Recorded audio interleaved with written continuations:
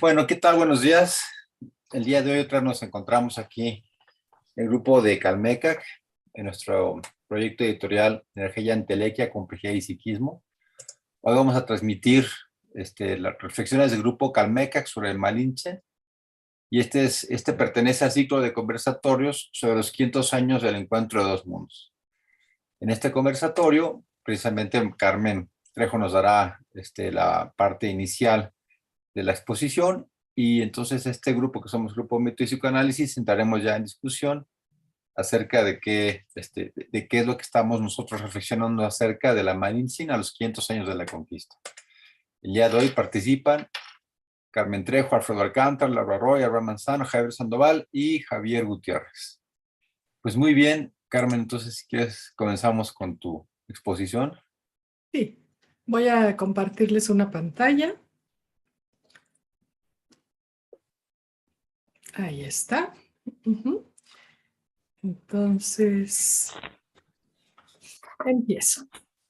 Pues se trata de hablar sobre Malintzin, que pues es una mujer excepcional en la historia de México, aunque no reconocida, ¿no? Pues ante el gran deseo de conocerla y bueno, pues la imposibilidad real de consultar otro tipo de documentos, pues me remití a, a ay, no puedo pasar las diapositivas, ¿por qué? A las obras de Camila Toussaint. Sí, no puedo avanzar las diapositivas, Javier. ¿Cómo? ¿No puedes? No. Dale nada más una... córrelo con el...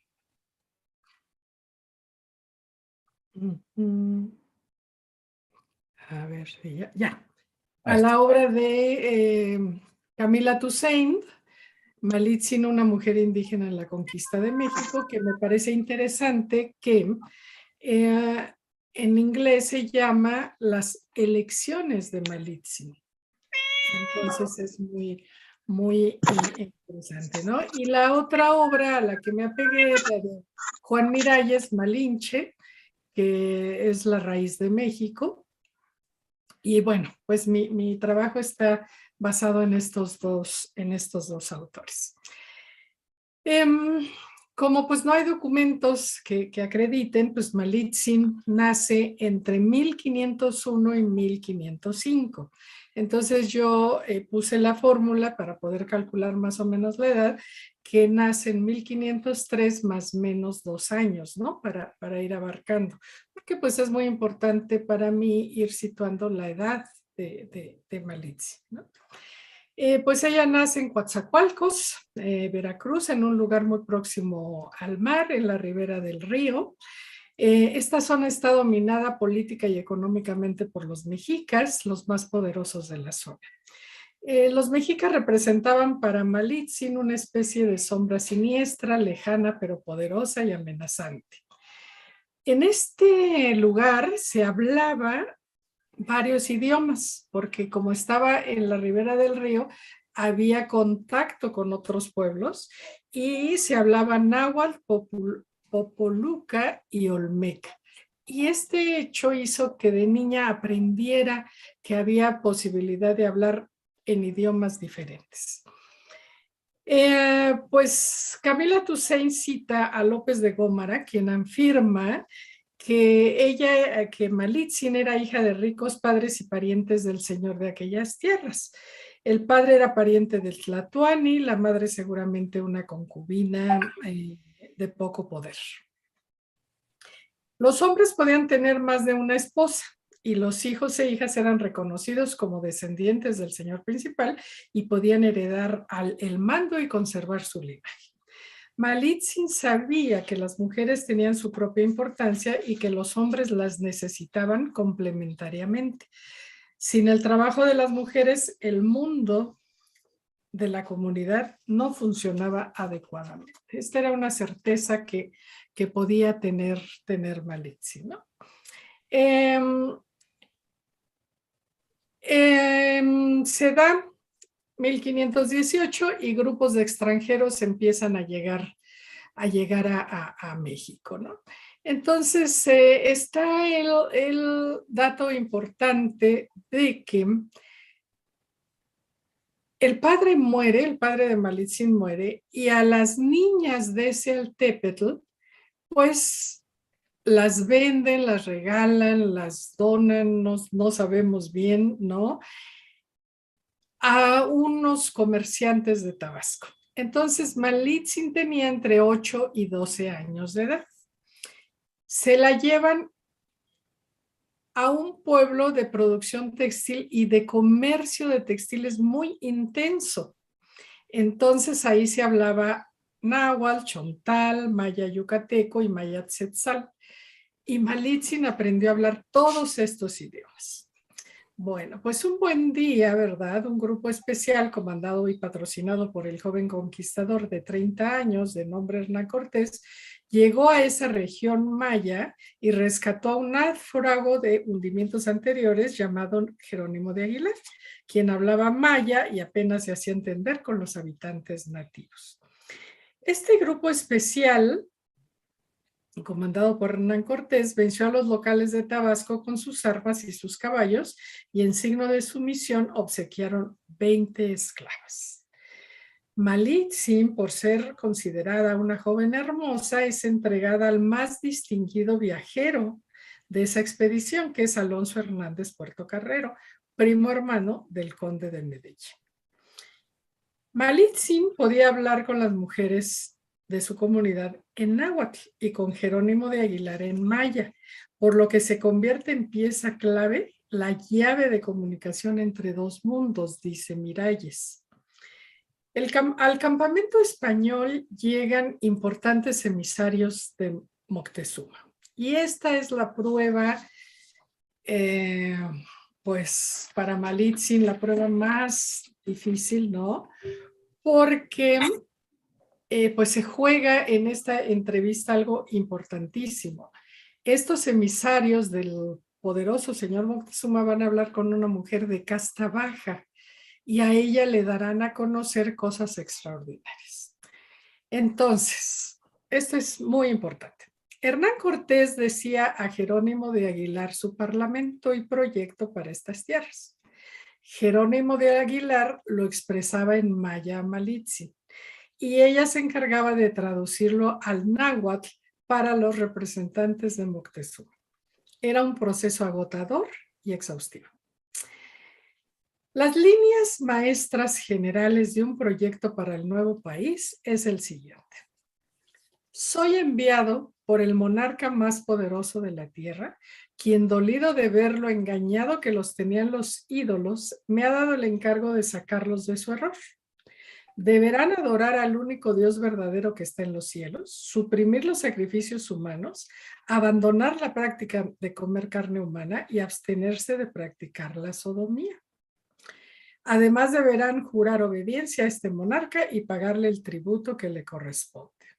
A nosotros mismos nos cuesta trabajo definir cuál Dios, cuál es el rey, cuál es todo esto, pero Malitzin se encargó de traducir estas palabras, ¿no? A su vez, los representantes de Moctezuma carecían de palabras adecuadas para transmitir ese mensaje a su rey. Entonces dibujaban la escena lo mejor que podían. El rostro barbado de Cortés, los capitanes con vestidos metálicos, los navíos, que no aparecen en este dibujo, los caballos, los perros, las armas, y a la mujer que hablaba, Malitzin. Ahí la vemos en el extremo derecho de la pantalla, ¿no? Con un huipil muy elegante, ¿sí? Y pues una actitud de estar hablando. Malitzin pasa a ser el centro de toda actividad.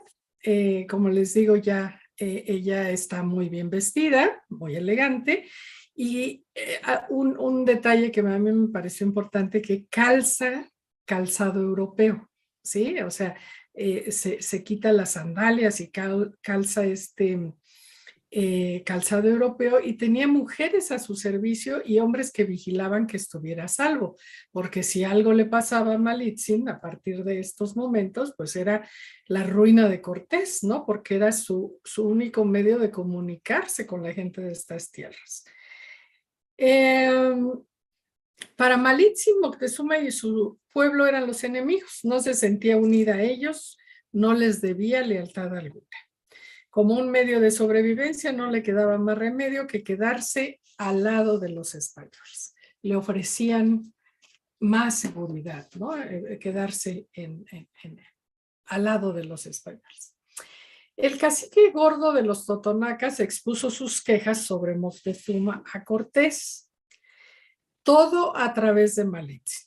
Los totonacas quedaban admirados de esta mujer sabia. La nombraron Malitzin.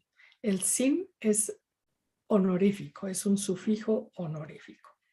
En la primera carta de relación o de cabildo de Cortés a Carlos V, que la escribió el 10 de julio de 1519, ella ya llevaba más de 2 meses y medio sirviendo de intérprete, y Cortés solamente le da importancia a la presencia de Jerónimo de Aguilar, y a ella no la menciona. Aquí como que empieza a haber este ocultamiento, ¿no? Y empieza la labor, ahora sí, habiendo pasado esta prueba con los emisarios de Moctezuma, pues ya en Zempoala, ¿verdad? Malitzin es la vocera, o sea, por voz de Malitzin se da la orden de destruir los ídolos. Esto no lo podían creer, ella se mantiene firme.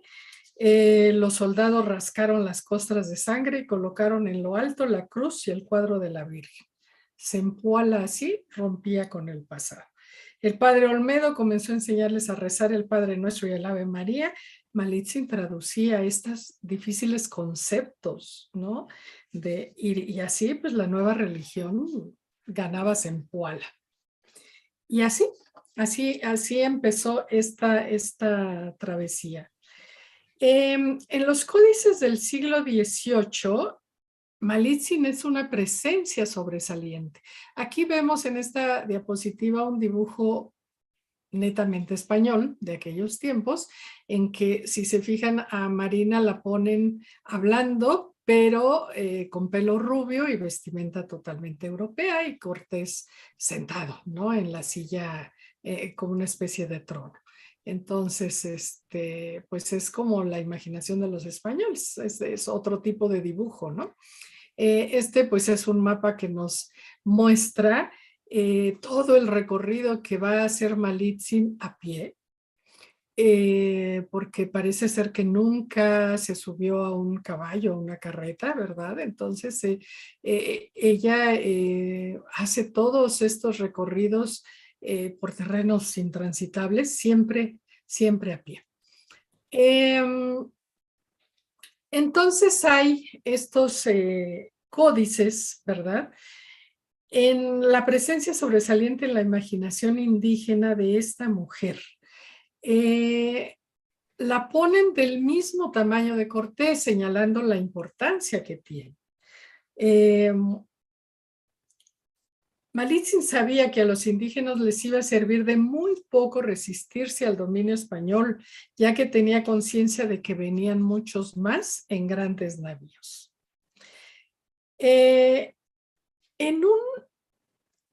Déjenme pasar en este dibujo, aquí si se fijan, Malitzin está un poquito más grande que Cortés, ¿no? Pero vemos en la parte de abajo los grandes tributos que dan, pero es curioso porque se los dan a Cortés y otros se los dan a Malitzin, ¿sí? Porque ella es como un símbolo de la alianza entre los dos pueblos. Entonces en el mapa de San Antonio se ven cómo rinden homenaje a Cortés y Malitzin. A cada uno le dan 80 guajolotes, joyas de oro, y a ella además mantas. ¿no? Entonces es como muy significativo. Y esto, entre los obsequios dibujados está un grupo de mujeres nobles, que es este dibujo. Una de ellas, doña Luisa, hija de Xicoténcatl, es dada a Pedro de Alvarado, y otra noble a Jerónimo de Aguilar en premio de sus servicios. Entonces esto quedó ahí plasmado, y cómo Malitzin hacía la recepción de estas mujeres y dándole como pues las primeras instrucciones, ¿no? Moctezuma pide a diversos sabios y sacerdotes que consulten los oráculos y le digan quiénes eran estos extranjeros. Nadie sabía. Solo uno dijo que los primeros exploradores habían venido por adelantado a descubrir el camino y que otros pronto lo seguirían y que traían una gran fuerza. Moctezuma sabía que era su responsabilidad proceder con cautela, sabía que ellos ganaban las batallas y atacarlos podría ser costoso en términos de pérdida de vidas humanas. Por lo tanto, da la bienvenida, hospeda y dialoga. Este es un momento grandioso. Malitzin se encuentra dentro del reino más poderoso, dentro de la ciudad más bella de ese mundo, dentro del Palacio Real, hablando directamente con el rey de mayor linaje, el rey guerrero más poderoso de toda la tierra, al cual otros no pueden mirar a los ojos, pero ella sí. Todo lo que se hablaba pasaba por su oído y por su boca al traducirlo de uno a otro idioma. Negoció asuntos complejos. Moctezuma la interroga a solas sobre aquellos hombres para intentar conocerlos más. Ella le habló sobre todo lo que había observado de ellos. Y así Moctezuma conoció a estos hombres. Cortés afirmaba tener preso a Moctezuma y gobernar a través de él. Moctezuma continuaba con su vida normal. Esto era un juego de poder entre los dos hombres.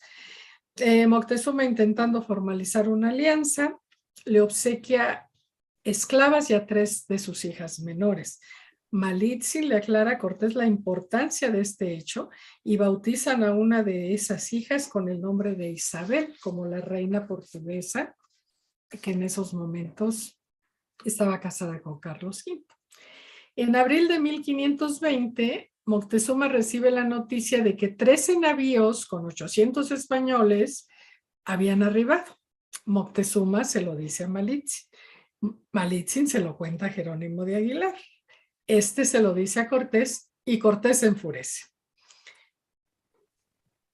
Aparece el archienemigo de Cortés, Pánfilo de Narváez, con instrucciones de capturar a Cortés.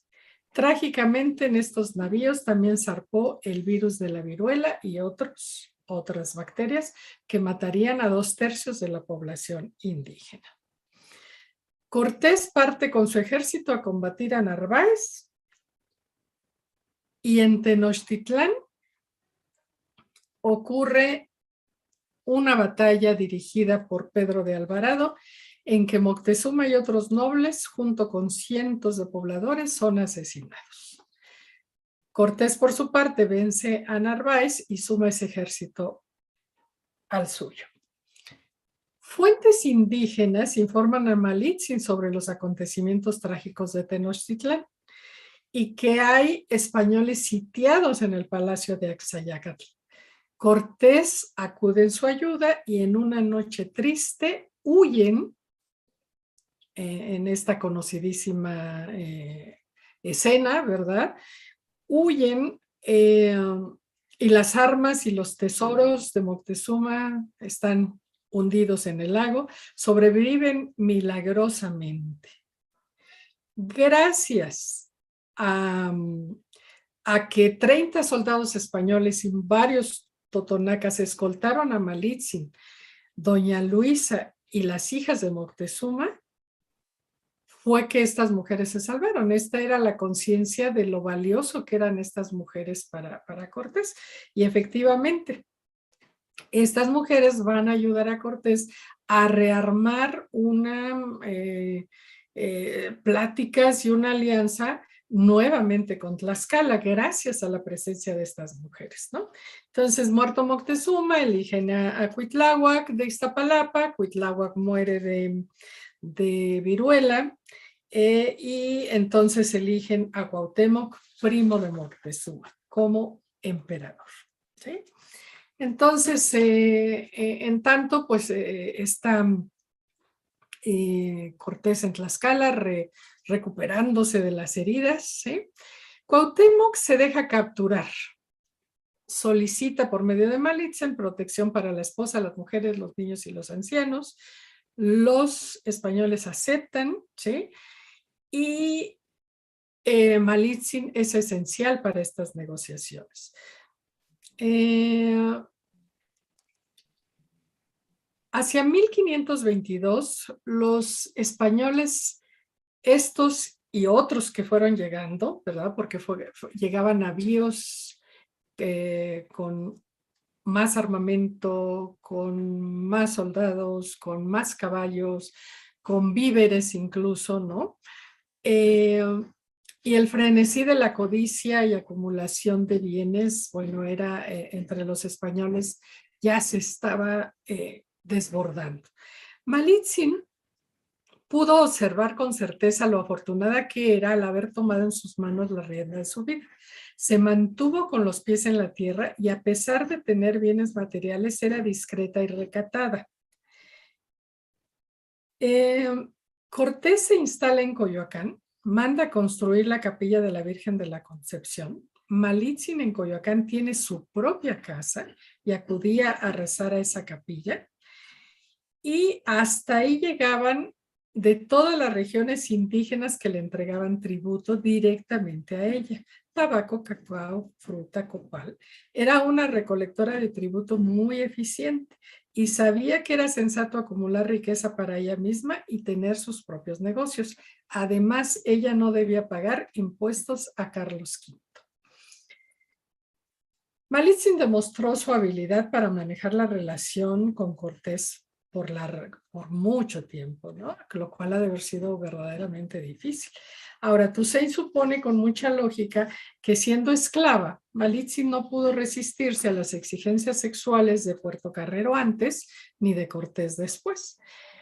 Lejos de la idea romántica de un enamoramiento mutuo, tampoco estuvo la idea de formar una pareja estable. La indiferencia de Cortés hacia Malitzin como mujer fue clara, pero él estaba entusiasmado con tener un hijo, pues ya tenía alrededor de 35 años de edad. El embarazo de Malitzin transcurrió de manera discreta, la vida diaria no se alteró. Malitzin tenía 17 años y su hijo nació en Coyoacán en 1522. Fue bautizado con el nombre de Martín Cortés, como el padre de Hernán Cortés. No era ni indio ni español, era mestizo. Simbólicamente en ella nace el mestizaje del Nuevo Mundo. Cortés había gastado mucho dinero para organizar una expedición a Panamá y a Honduras, a las Cibueras, para buscar la unión entre los dos océanos. Entonces, hace una expedición con un número, una comitiva de un número así extraordinario, de más de 3,000 hombres, y se dirigen a pie desde Coyoacán hasta lo que hoy es Honduras, ¿sí? Pasando por sitios selváticos, inhóspitos, nevados, en fin, ¿no? Entonces, el 15 de octubre de 1524, Malitzin se despide de su hijo. Aquí lo sorprendente de este viaje es que de manera sorpresiva, Malitzin se desposa con Juan Jaramillo, lugarteniente de la expedición, mano derecha de Cortés. Aquí surge siempre la duda, ¿no? Cortés sugirió el matrimonio, ella lo negoció para acceder a ir a Honduras siendo la intérprete. A ella le convenía casarse con un hidalgo, ¿no? honraba a Jaramillo cediéndole a su amante y madre de su hijo, ¿no? Entonces, bueno, pues aquí surge esa duda, pero la cuestión es que a Malitzin, ahora doña Marina, pues le convenía mucho ese ascenso social. Ya era una mujer rica, ahora estaba casada con un hidalgo, ¿no? Entonces prosiguieron el viaje. Encontrándose en Coatzacoalcos, Cortés ordenó que viniesen los caciques de la zona. Llegaron la madre y el hermano de doña Marina. Llegaron temerosos, pero pronto Marina se entrevistó con ellos, los perdonó por haberla vendido de chiquita a su corta adolescencia y les contó todo lo que ella hacía en esta nueva etapa de su vida. Prosiguen el viaje y empieza a haber la sospecha de que Cuauhtémoc está planeando un motín para matar a los españoles. Aquí la intervención de doña Marina es muy importante porque le dice a Cortés que no hay tal conjura, pero Cortés, convencido de ello, o sea, de que sí hay una conjura, hace un juicio sumario, lo condena a muerte. Marina es la traductora de las últimas palabras de Cortés. Era el 28 de febrero de 1525. Cuauhtémoc se había entregado el 13 de agosto de 1521, había pasado 3 años y medio al lado de Cortés, ¿no? Y ahora sucede esto. La tumba de Cuauhtémoc queda por ahí en la selva, sin identificación, nunca se supo, ¿no? Entonces continuaron con la travesía después de esta espantosa tragedia, ¿sí? Que en realidad no tenía otra explicación, ¿no? Y gracias a Marina es que logran sobrevivir porque ella conseguía víveres, conseguía que no los atacaran, diciendo que solo iban de paso y demás, ¿no? Entonces, cuando llegan por fin a reprimir al rebelde de las Cibueras, pues se dan cuenta que ya los acontecimientos se habían solucionado hacía mucho tiempo y que el viaje había sido inútil, que habían muerto infinidad de seres humanos de esa expedición por hambre, por enfermedades, y bueno, había sido una inútil expedición, ¿no? Pero a Cortés le llegan noticias de que los han dado por muertos, que han celebrado honras fúnebres muy solemnes en su nombre. Y entonces Jaramillo, Malitzin y Cortés se dan cuenta que han perdido todos sus bienes que tenían pues en Tenochtitlán, ¿no? Entonces, aquí lo significativo es que doña Marina se descubre embarazada y haciendo un viaje a La Habana, el 25 de abril de 1526, nace en la plena cubierta del barco una niña y Jaramillo la nombra María. Han pasado 20 meses sin ver a su hijo Martín. Entonces, podemos ver que aquí ya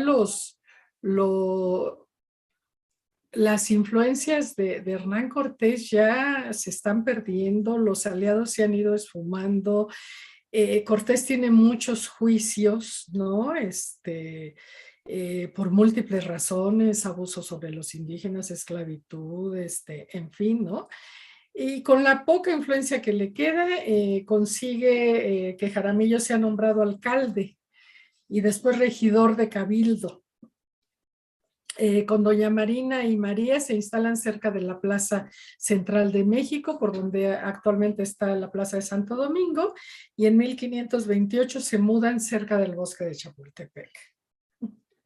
Entonces, Juan Jaramillo y doña Marina han logrado asegurar su futuro y el de sus hijos. Que esto, bueno, dado el contexto, pues es una enorme hazaña, ¿no? Una vez casada doña Marina, Cortés se desentiende de ella por completo. Pensaría que ya había cumplido con ella al darle unas tierras, y, en fin, ¿no? Al casarla y bueno, pues ya él se desatendió. En 1528, probablemente a finales de marzo-abril, Martín tenía 6 años y es llevado a España por su padre. Es una despedida muy triste porque doña Marina sabía que la despedida era definitiva. Cortés se va a España en mayo de 1528 y allá estuvo mucho tiempo. Perdió todo contacto con ella realmente, ¿no? Y no se volvió a ocupar de ella, ¿no? En enero de 1529, está registrado en los juicios posteriores, se supo que Malitzin había muerto. La defunción debió ocurrir en algún lugar apartado. Probablemente murió en diciembre de 1528 o iniciando enero de 1529 y tenía alrededor de 25 o 27 años de edad. No sabemos de qué murió. Lo más probable es que muriera de una de las epidemias que habían traído los españoles. Su hija María no había cumplido 3 años. Jaramillo heredó todos los bienes de Malitzin y además era considerado un hombre importante. Se volvió a casar con una aristocrática doña Beatriz de Andrada, de 15 años de edad, hija de un comendador de la Orden de Santiago. Cortés, después de la muerte de doña Marina, contrató como traductor a un joven italiano, Tomás de Rigioles, quien pronto se volvió una figura estable en la vida social de Cuernavaca. Cortés viaja a España, ya lo había yo dicho, para defender sus derechos como conquistador. Él quería ser virrey, pero solo le es concedido el título del marqués del Valle de Oaxaca, ¿sí? Ahí se casa con doña Juana. En 1532 procrea un hijo legítimo, Martín Cortés, heredero de sus títulos y propiedades, quien eclipsó a Martín el Mestizo. Entonces aquí me gustaría dejarlo porque pues ustedes también tendrán mucho que decir, nada más es un panorama general. Déjenme ver, esta es otra ilustración de algún libro. Esto es lo que indican las negociaciones de Marina, los dibujos que hacían de ella. Y bueno, pues esta es alguna imagen que se tiene, esta es una imagen española, ¿verdad? Por supuesto, que se tiene de esta mujer tan importante. Dejo de compartir pantalla para entrar al conversatorio propiamente dicho. Muy bien. Pues ustedes dirán. Gracias, Carmen. Pues empezamos el conversatorio. No sé si quisiera alguno de ustedes participar.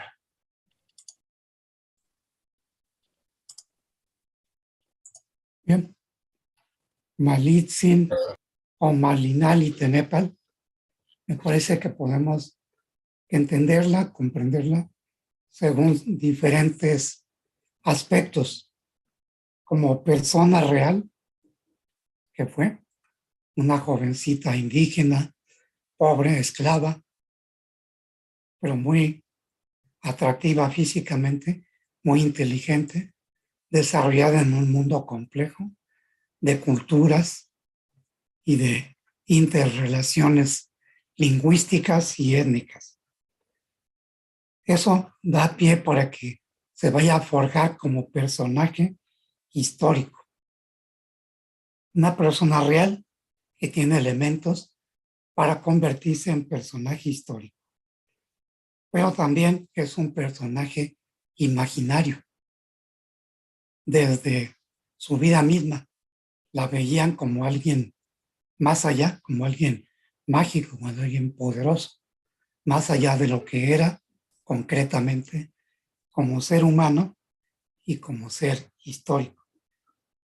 Por si fuera poco, pues la mente humana, el imaginario colectivo genera una dimensión distinta, que sería el perfil simbólico de Malinali Tenepal y se convierte en la Malinche, que tiene connotaciones ya, connotaciones simbólicas, que es como símbolo abordado por diferentes investigadores, autores, historiógrafos, incluso poetas como Octavio Paz, para quien la Malinche como símbolo es la madre vencida, dominada, rota, destruida, violada de los mexicanos. Me parece que esa visión es exagerada, porque si bien Malitzin fue madre de 2 hijos de españoles, Martín y María, no es la madre de todos los mestizos. Y además solamente en su trayecto entre su tierra y México Tenochtitlan. Sin embargo, el país es enorme y el mestizaje se fue pues desarrollando cientos de años después. Esa es otra característica. La imponen como un símbolo, como una imagen de el mestizaje, la madre mestiza, la madre del mestizaje mexicano, como aparece en Octavio Paz en Laberinto de la Soledad.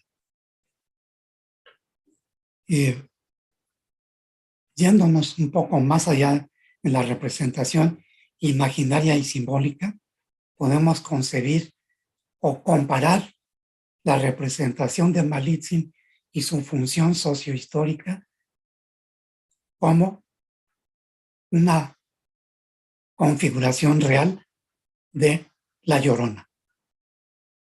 La mujer que llora por sus hijos que va a perder o que ha perdido. La Llorona es una creación imaginaria y simbólica, lo sabemos. Sin embargo, el personaje más cercano, real e imaginario, sería Malitzin, por su función histórica, por la actitud que Cortés tuvo ante ella, no Juan Jaramillo, que él sí la respaldó, la respetó y hasta mandó a hacer un estudio de las aportaciones que Malitzin hizo durante las batallas de la guerra contra Tenochtitlan y las alianzas con los diferentes reinos indígenas para consolidar el poder de Cortés y poder regresar a atacar en 1521 a Tenochtitlan. Después de la batalla del templo, la fiesta de Toscat, la masacre que dio origen a la destrucción del poderío de Cortés en Tenochtitlan y la huida de Cortés, de Malitzin y sus seguidores por Tacuba y dar la vuelta hacia Tlaxcala, que es lo que se conoce como la Noche Triste, mientras que algunos contemporáneos pretenden llamarla tal vez más justamente como la Noche del Triunfo. La Noche del Triunfo de los mexicas y la venganza contra Pedro de Alvarado y la masacre de la fiesta de Toscat en el Templo Mayor. Bien, todo este sería un perfil de doña Marina Malinali Tenepal o Malitzin o la Malinche. Todos esos nombres, porque las funciones, las representaciones de esta mujer tan singular y tan importante en la historiografía mexicana, pues lo admiten así, que tenga varios nombres por sus diversas y profundas actividades y sus compromisos. Y además que los cumplió cabalmente. Las traducciones, las alianzas que urdió con inteligencia, tratando de evitar las masacres, los asesinatos de españoles y de indígenas.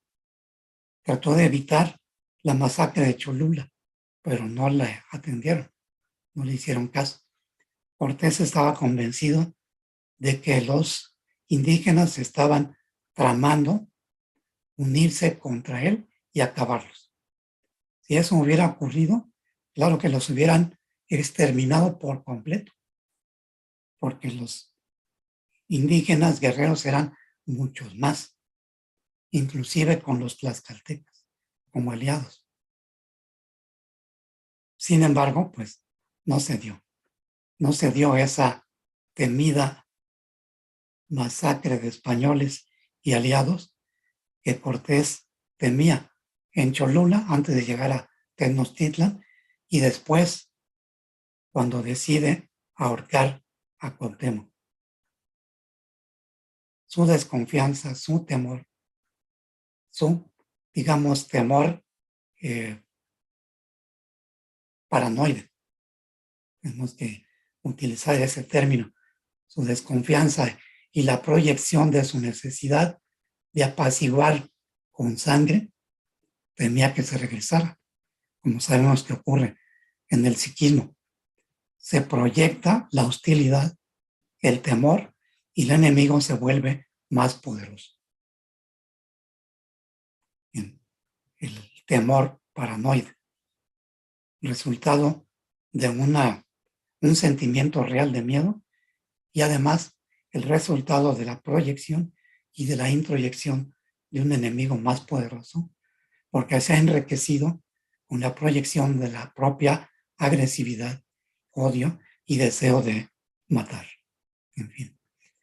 Pero, repito, Malintzin intentó, como buena diplomática y como mujer, calmar los ánimos y evitar masacres. No siempre le atendieron, no siempre le hicieron caso. Y siempre Cortés la relegó a un segundo, tercero plano o a la oscuridad. Sin embargo, rescató a su hijo mestizo y lo llevó a España, como nos dijo Carmen.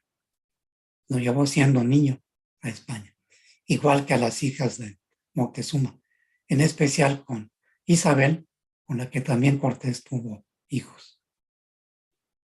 En fin, esta sería una primera intervención de mi parte.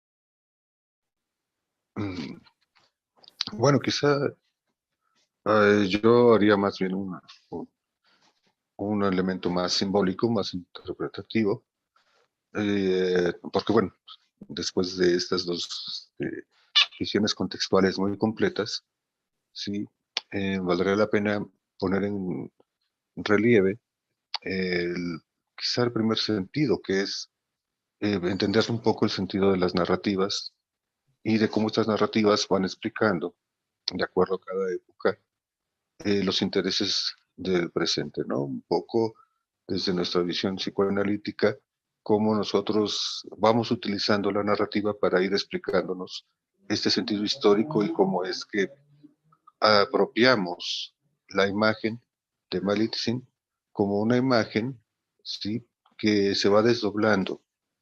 A mí me parece muy interesante porque cuando nosotros pensamos en la visión que tiene históricamente, la importancia de tomar precisamente como la sangre mestiza, la fuente, ¿sí?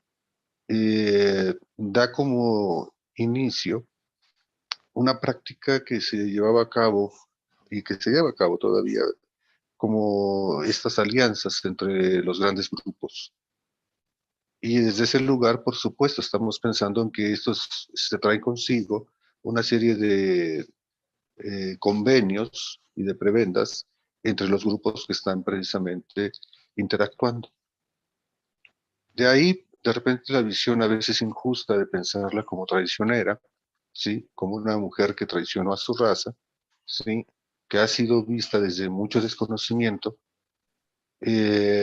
conlleva parte precisamente del enojo y de lo que hoy estamos viendo como parte de otra vez de estas narrativas modernas, ¿sí? De ir en contra de la colonización, ¿no? Un hecho histórico.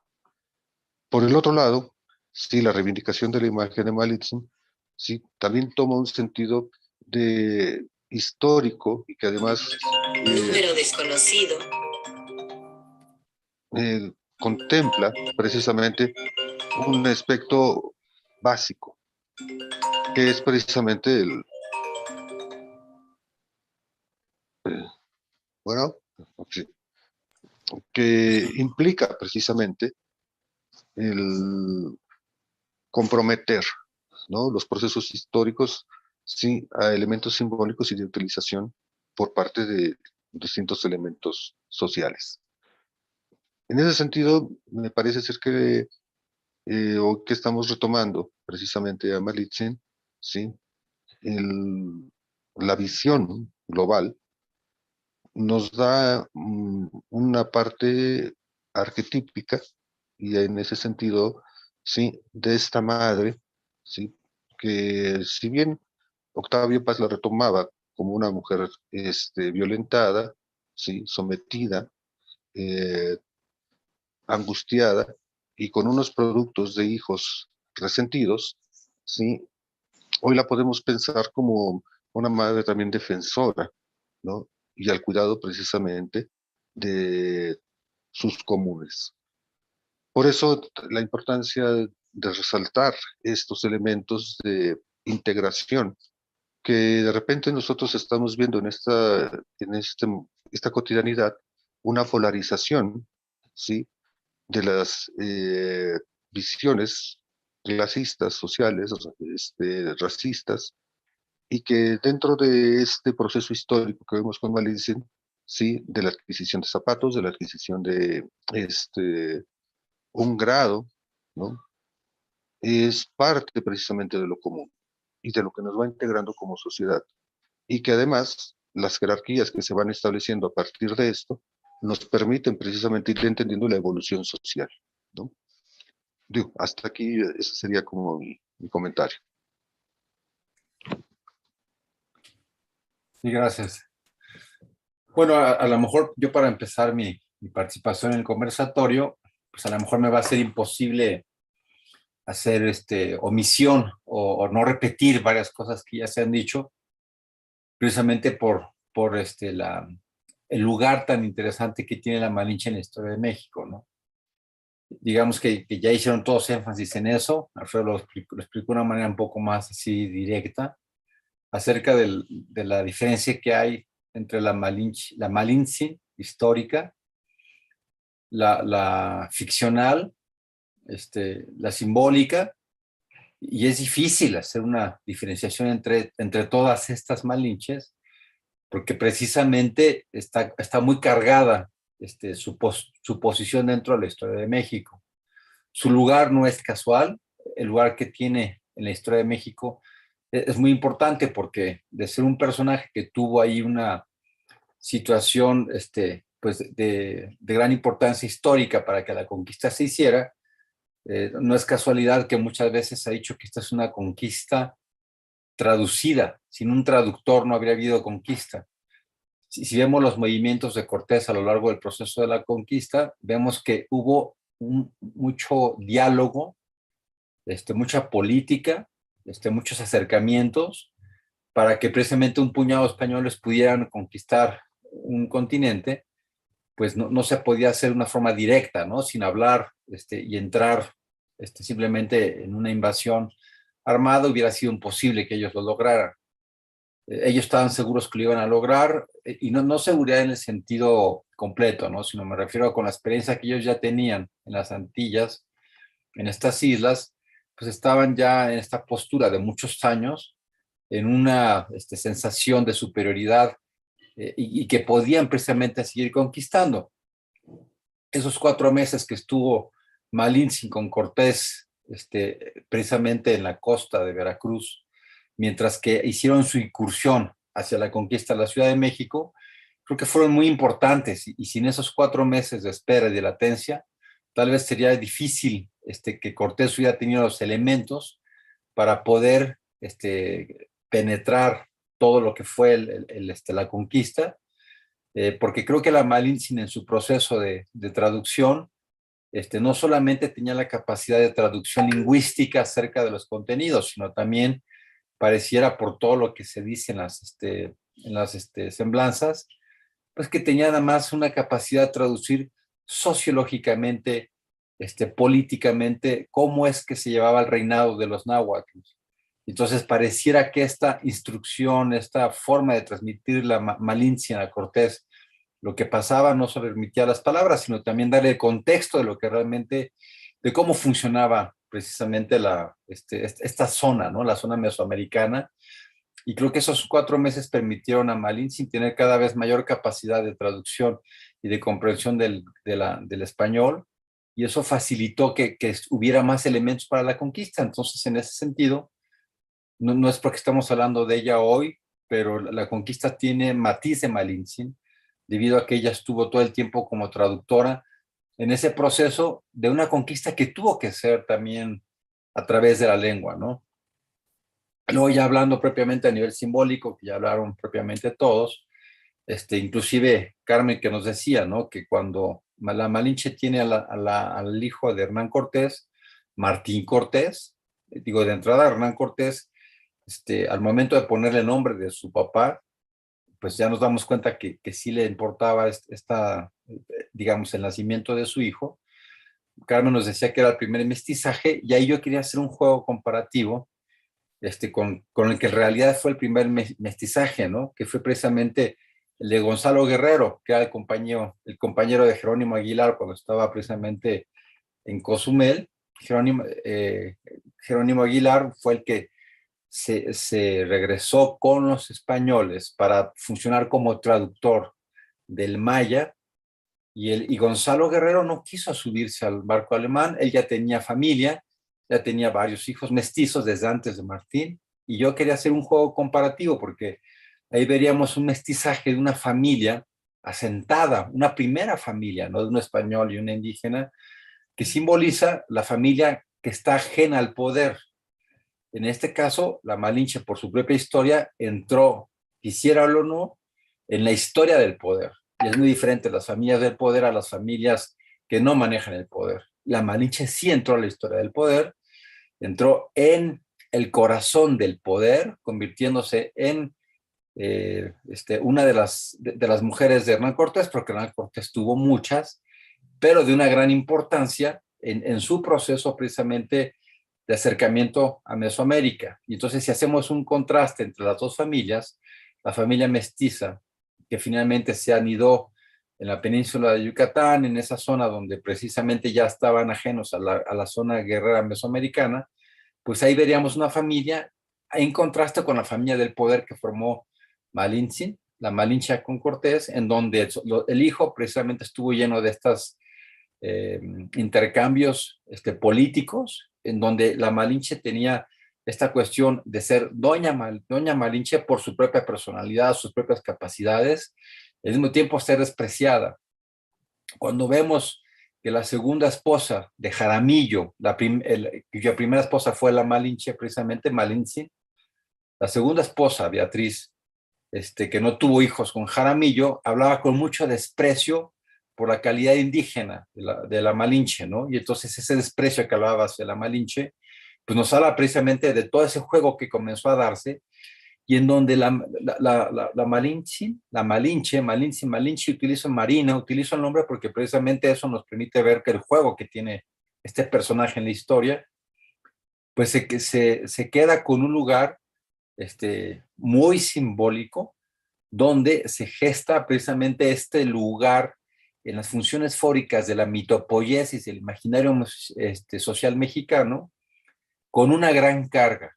Y esa gran carga tiene que ver con aspectos que han quedado en el imaginario social, y que creo que por eso es tan importante reflexionar acerca de ellos, porque indudablemente está muy cargada esta posición de la Malinche, ¿no?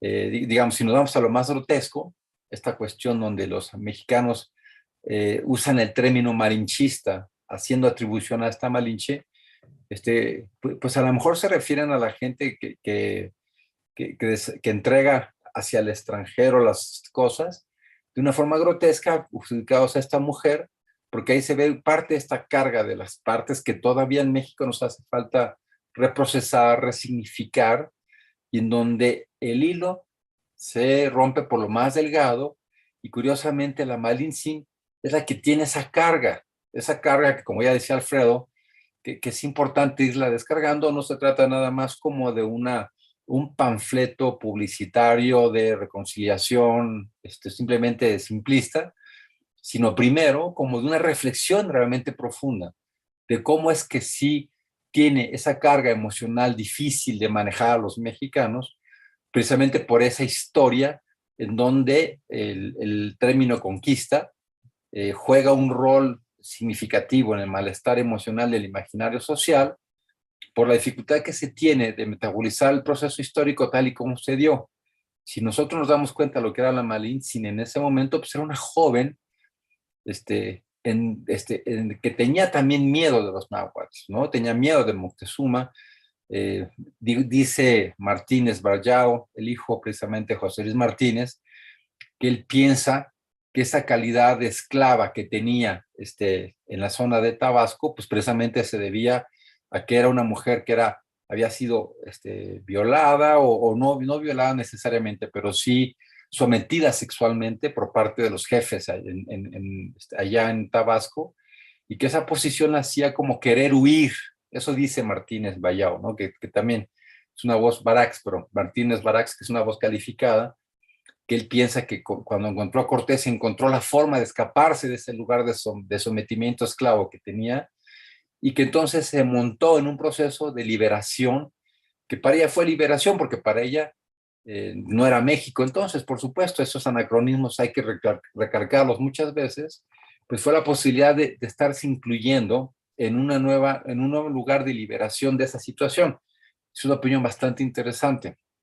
No sabemos nadie lo que pasó, las menciones históricas de la Malinche son muy pocas, pero todas estas elucubraciones, cada una tiene bases con diferentes respaldos sociológicos, epistemológicos, mitopoéticos, y puede ser que ahí esa sea interesante, una forma donde para ella estar con Cortés fue una forma de desarrollarse ella, ¿no? En un lugar donde no había una nación, sino simplemente de apegarse a una nueva situación donde también esa parte del género habría que también hablar un poco más. La mujer en ese momento, ella mujer, pues era una forma precisamente de salirse de esa situación, y en donde fue viviendo una relación que se fue dando primero a nivel de todo lo que significó por sus capacidades de traducción. Yo ahí quisiera hacer luego otro comentario, pero que finalmente la llevó a estar en ese lugar difícil de estar dentro de todo el manejo del poder, en contraste con lo que decíamos de los hijos precisamente de Gonzalo Guerrero, ¿no? Que se quedó en la península de Yucatán.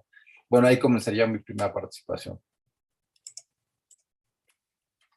Y yo agregaría esto de cómo pasan a la historia, ¿no? Estos personajes. Hernán Cortés se ocupó mucho, o sea, ocupaba mucho tiempo, pedía que se encerraba en su tienda y pedía que no lo molestaran para escribir lo que tenía que escribir a Carlos V, pero él se ocupó muy claramente de hacerse un papel de conquistador, ¿no? O sea, realmente contaba mentiras sobre los indígenas. Decía, por ejemplo, que le habían dado la bienvenida, la calurosa bienvenida cuando él dijo que venían de parte del rey Carlos V, lo cual no era cierto, sino que Malitzin había hecho toda una labor diplomática antes de hablar con los dirigentes para pues, que no los atacaran, que no los mataran y que les permitieran tener alimentos, ¿no? Entonces él contaba mentiras, pero se hizo un rol, se hizo una imagen como de un caballero medieval que conquista territorios en nombre de Jesucristo para la religión cristiana, ¿no? Entonces, esta es como la imagen que él se hizo, ¿no? Entonces, Malitzin estorbaba para esta imagen que él estaba construyendo de sí mismo. ¿Cómo era posible en este medio machista como asignar, permitir que la imagen de una mujer opacara al gran conquistador? O sea, no era posible. Por eso nunca relató en sus escritos todo lo que hacía Malitzin, ¿no? Todo lo que hacía por él, nunca lo relata, no hay ese reconocimiento. Por eso pasa la labor de Malitzin no reconocida. Y bueno, finalmente ella es como una mujer, sí, excepcional, pero pues una mujer que andaba en unas situaciones de guerra, de conflictos, de pactos, ¿no? Como con todo esto. Y qué difícil también como tratar de pasar desapercibida, ¿no? Para no, pues, molestar, ¿no? Con su presencia también, ¿no? Entonces, la historia, ¿no? O sea, ¿cómo contar la historia de esta mujer? ¿Cómo no es una heroína, ¿sí? Hernán Cortés sí es un héroe. Ella no es una heroína. Entonces, no hay como, yo hasta pensaría que es una antiheroína, ¿sí? Que es una antiheroína porque no, o sea, no es reconocida en su labor, digamos, ¿no? Entonces, pues simplemente es enfrentada a circunstancias extraordinarias, fuera de su realidad, les hace frente de una manera inteligente y valerosa. Uh-huh. Esta cuestión de convivir con personajes muy adelantados a su época. Estos hombres venían de una edad media, ¿no? De universidades, de estudios, de saber leer, ¿no? Decían los papeles que hablan, ¿no? Porque veían que al leerlos eran simplemente papeles y cómo esos papeles podían contener tantas palabras, ¿no? Los papeles que hablan, ¿no? Entonces ella se va construyendo día a día, simplemente yo creo, bueno, también lo dice Toussaint, tratando de sobrevivir, ¿sí? Y bueno, esto yo creo que esta cuestión de que ella no pierde el piso en ningún momento, ella todo el tiempo se mantiene serena, visualiza su condición de esclava, visualiza su condición de mujer dentro de este mundo masculino, ¿no? Y bueno, simplemente hace por sobrevivir. La historia, yo lo que no alcanzo a entender es por qué Jaramillo, que es un hombre importante, no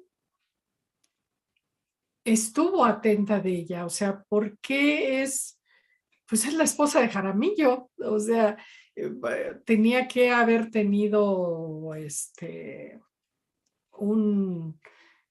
¿cómo se llama esto? Funerales como esposa de, ¿no? Entonces esto tan desconocido, probablemente murió en un lugar lejano, probablemente de viruela, probablemente o sea, se me hace sumamente extraño, ¿no? Entonces, pues esto abona a ese desconocimiento, no reconocimiento de ella. Uh-huh. Y bueno, después van a venir los pleitos. María se casa con un español y el español cree que va a heredar la fortuna de Jaramillo, pero pues ahí está doña Beatriz que se interpone para la fortuna, para que ellos reciban la fortuna, hacen un juicio larguísimo, larguísimo, larguísimo, que justamente es donde nosotros obtenemos datos de esos juicios, porque son juicios que se escriben, se transcriben de algún modo, y bueno, pues ahí sabemos lo poco que sabemos, pero finalmente María Jaramillo, su esposo Luis, pierden estos juicios y pierden toda fortuna. Y la fortuna pues se queda en manos de doña Beatriz, que para dato es como parienta de un virrey, ¿verdad? Entonces, pues queda ahí, ¿no? Totalmente desdibujada la figura de Malitzin, ¿no? La figura de Marín. Entonces, pues interesante el borramiento, o sea, yo lo que quiero destacar es interesante borramiento de la historia, que persiste como un arquetipo negativo, que es como la única manera en que persiste, ¿no? Lo cual se me hace muy extraño y que habría que rescatarlo. Sí, habría que rescatar la figura de Malitzin, doña Marina, Malinali, para destacar la importancia de las mujeres en la historia, ¿no? Si me dan un minutito más, yo pensaría, ¿qué mujeres importantes hay en la historia de México? ¿Sí? Está doña Josefa Ortiz de Domínguez, un personaje totalmente secundario, que siempre la ponen como la esposa del corregidor, o sea, ¿no? Está atrás del corregidor, ¿no? Las soldaderas anónimas, o sea, como, ¿sí? Como en general, ¿no?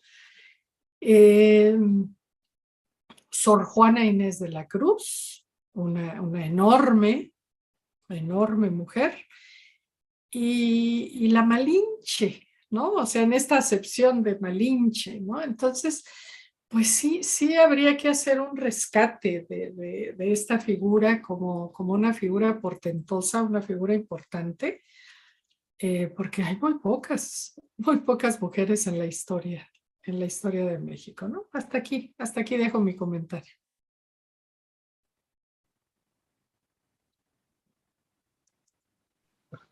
Bueno, retomando esta parte que me parece muy importante, que decías del héroe y la antihéroe, hay dos cosas que me parece que son como claves para entender precisamente este sentido de rescate de la figura, porque en efecto yo creo que la historia mexicana, desde sus propios anales, sí, está, digamos, vista desde una visión, pues claramente española, que se ha ido complementando con el tiempo, poco a poco, desde una visión mucho más interna, más integradora de esta visión indigenista.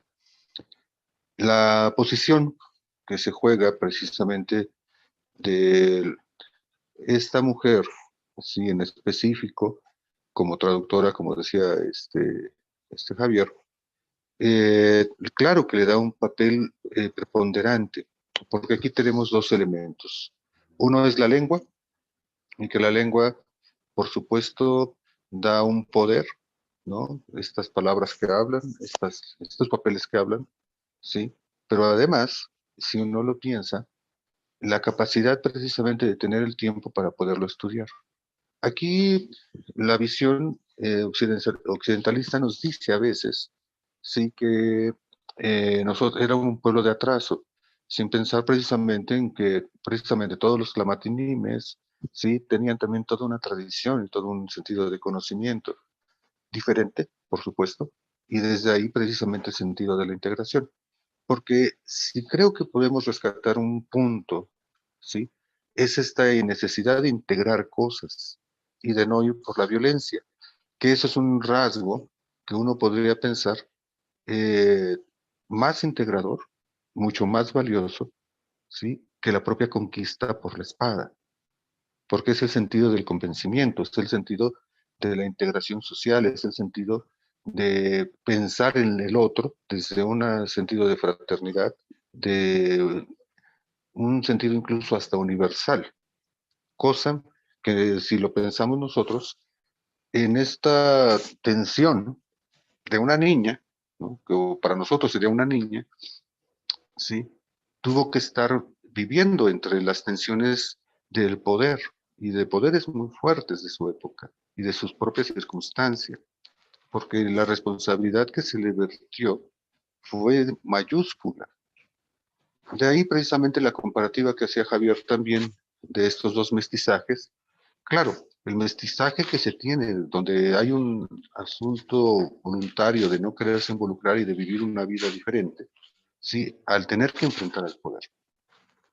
Y que enfrentar al poder no quiere decir estar en contra, sino quiere decir que tener que estar viviendo con él, estar jugando con estas reglas, y que regresando a este sentido del proceso histórico, ella fue adquiriendo, no solo en el sentido del lenguaje, sino también de ir entendiendo estas reglas, porque claramente fue un instrumento de utilización para la apropiación y negociación de territorios, de provendas, y todo esto a su alrededor, por supuesto, construye un sentido social y político, ¿sí?, en el cual, claro, ella tiene mucho que ver, ¿no?, como una actriz de su momento.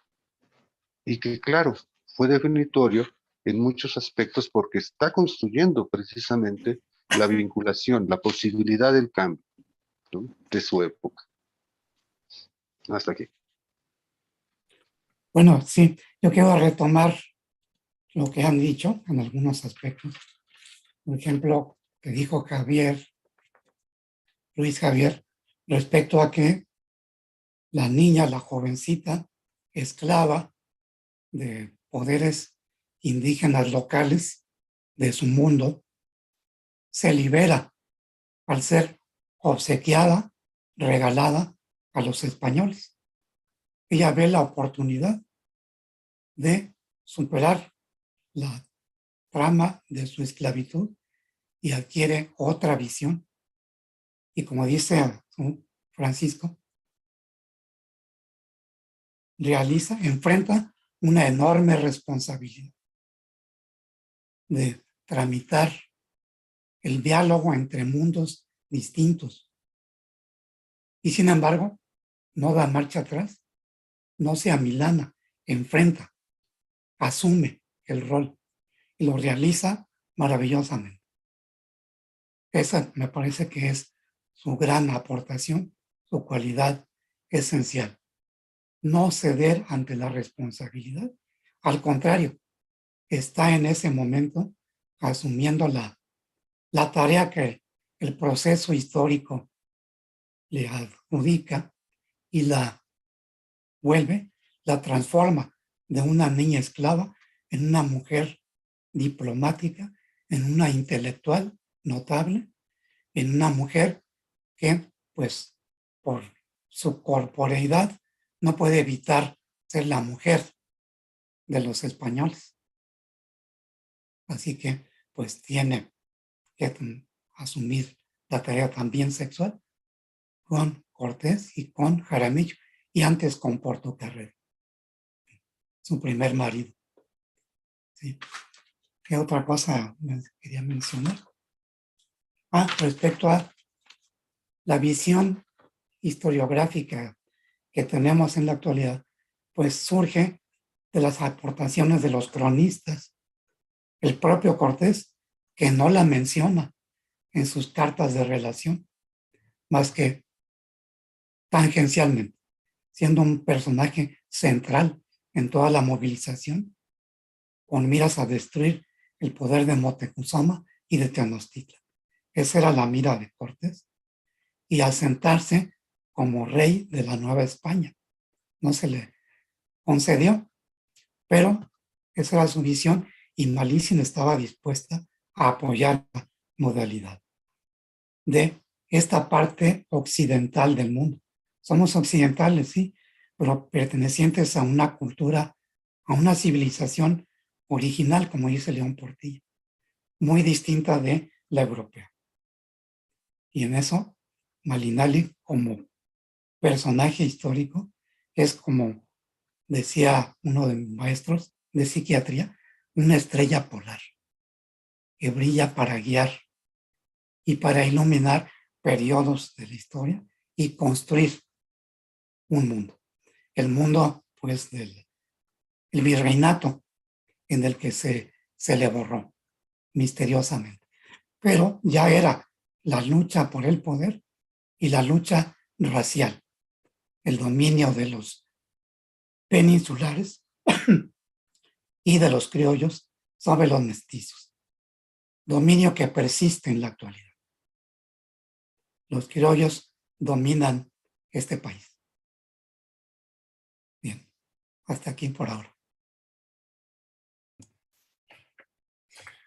Sí, me parece como muy interesante todo esto que ya están diciendo, ¿no? Porque creo que estamos logrando empezar a entrarle al dolor del inconsciente colectivo mexicano, que hay que decirlo muy claramente, ¿no? Digamos que no hay individuos sin dolor, no hay individuos sin malestar emocional, y el imaginario colectivo de todos los lados del mundo tampoco existe sin el malestar. Y hablando desde el malestar, entonces ya no estamos haciendo polarizaciones, digamos, en ese sentido, encontradas o apasionadas, sino más bien reconociendo aparte de esa eh, emocionalidad que nos caracteriza como individuos, y al mismo tiempo la emocionalidad que está en ese proceso latente, compartido en los procesos vinculares del imaginario social, que hay que decirlo inclusive aquí de una vez, que inclusive dentro del gremio sí a veces cuesta trabajo hablar de esto,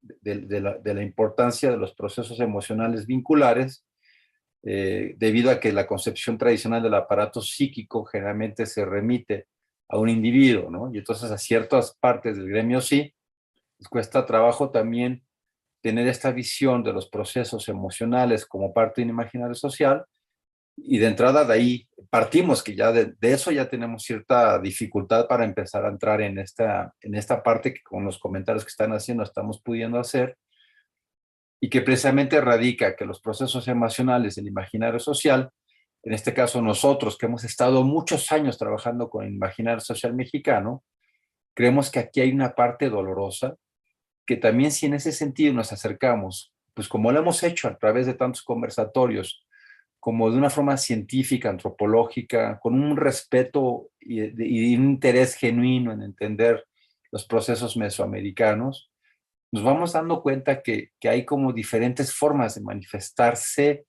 en los procesos de encuentro grupal en nuestra área mesoamericana.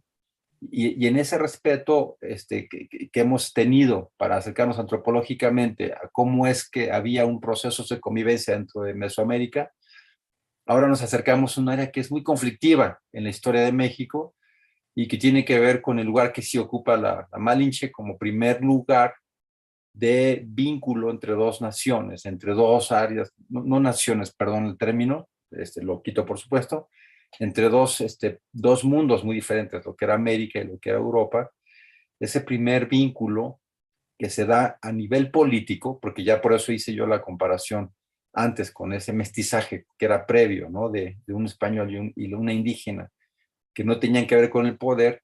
En el momento en que montamos esto al poder, se llena entonces inmediatamente de pasiones.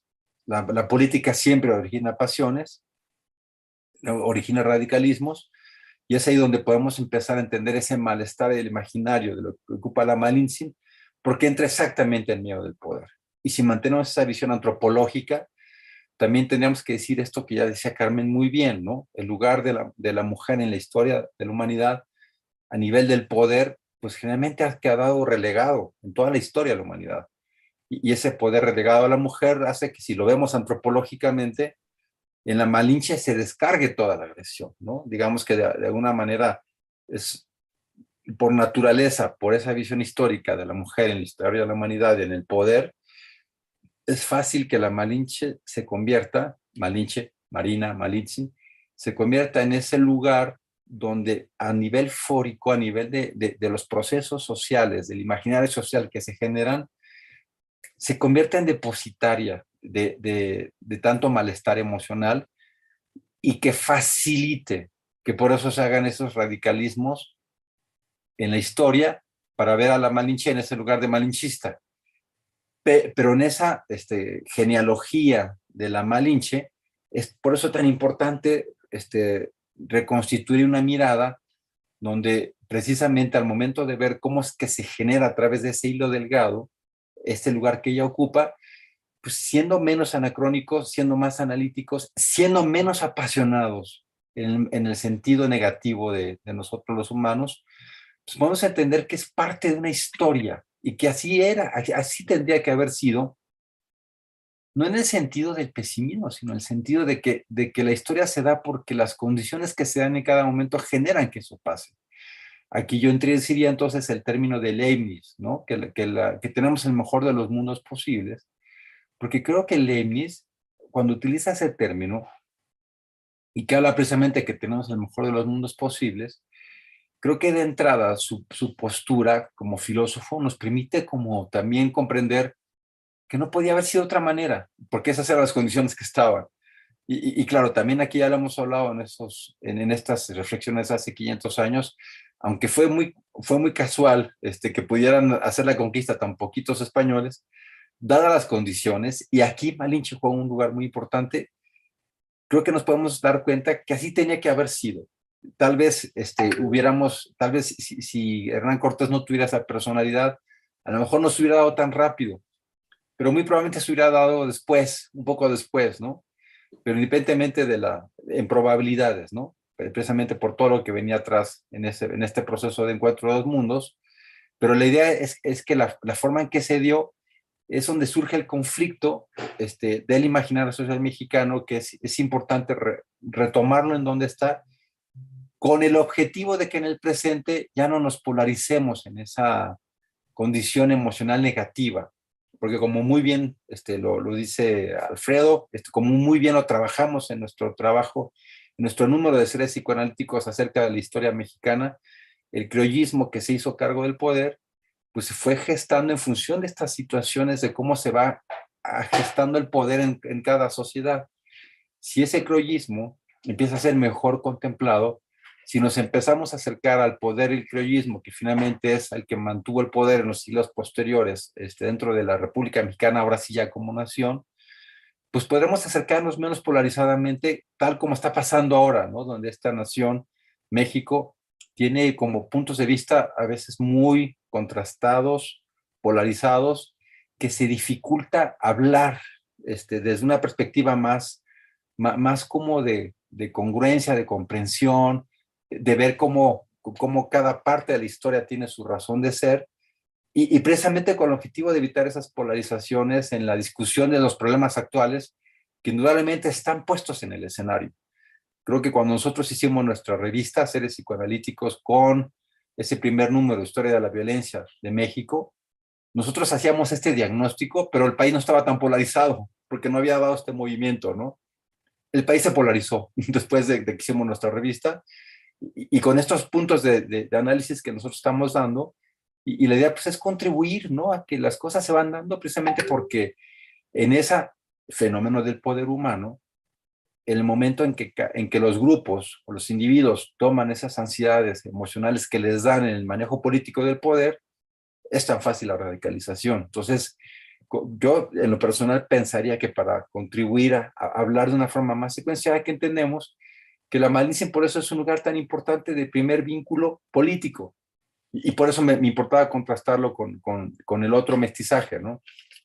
Porque cuando no es político, pues se da de otra manera, pero de alguna manera como está dentro de la política, viéndolo antropológicamente, ese lugar de la mujer en la política, pues tuvo esa connotación. Y entonces al momento de estar maltratando, como denigrando a la imagen de la Malinche, es en ese sentido simbólico, como si en el imaginario social mexicano estuviéramos en un círculo vicioso neurótico, de una manera despreciando a nuestra propia madre, en el sentido simbólico del imaginario social, ¿no? Y claro, lo que estoy haciendo es como una propuesta más bien de tipo de discusión, no cerrada, sino más bien para que la podamos discutir.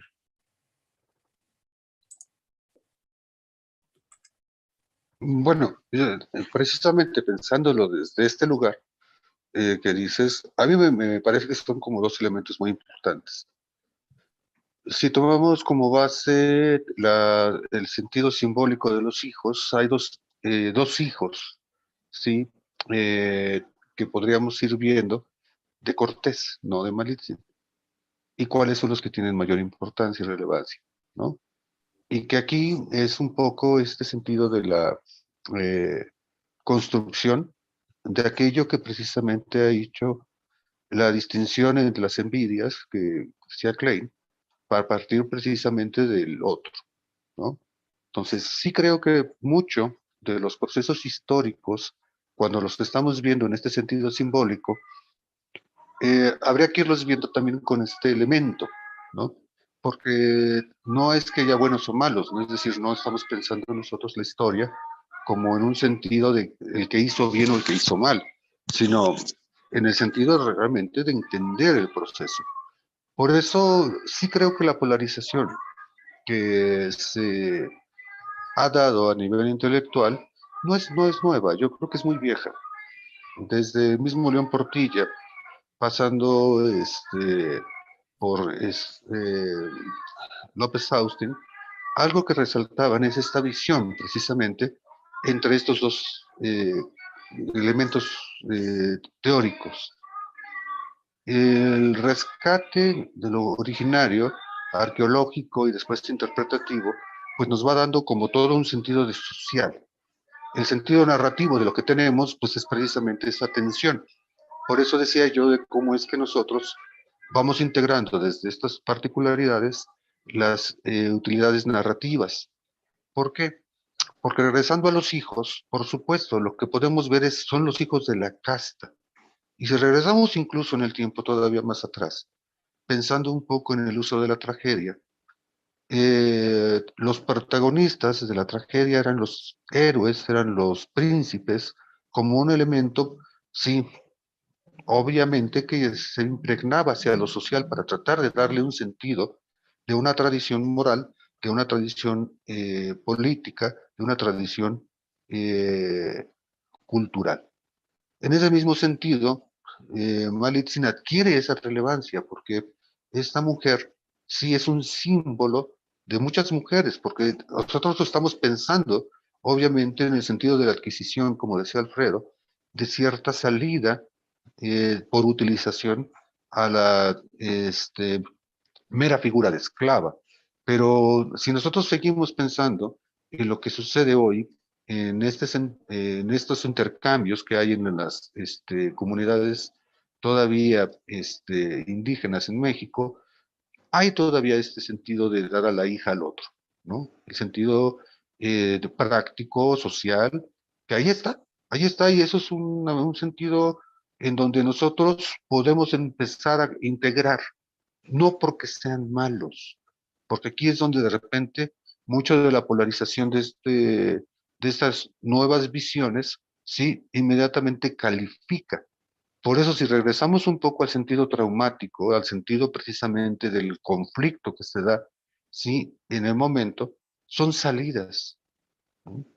Eh, si uno piensa en el sentido superior de Malitzin, sí, no en la llorona, no en aquella que está precisamente padeciendo y sufriendo y cruzando las calles en este lamento porque no encuentra perdón en ningún lado. Es decir, no está dentro del reino de los cielos, pero tampoco está ya en el inframundo prehispánico. Se quedó atada al mundo. Y en ese sentido seguirá lamentándose en todos los poblados que llegan al más allá de Guatemala, ¿no? Si nosotros pensamos incluso, precisamente otra vez en los hijos, ¿sí? Que esta narrativa del cuidado de la madre, ¿por qué? Porque ¿a quién estaba cuidando Malitzin? A sus hijos, ¿no? Y que de repente por extensión, como estamos acostumbrados a verlo precisamente las narrativas,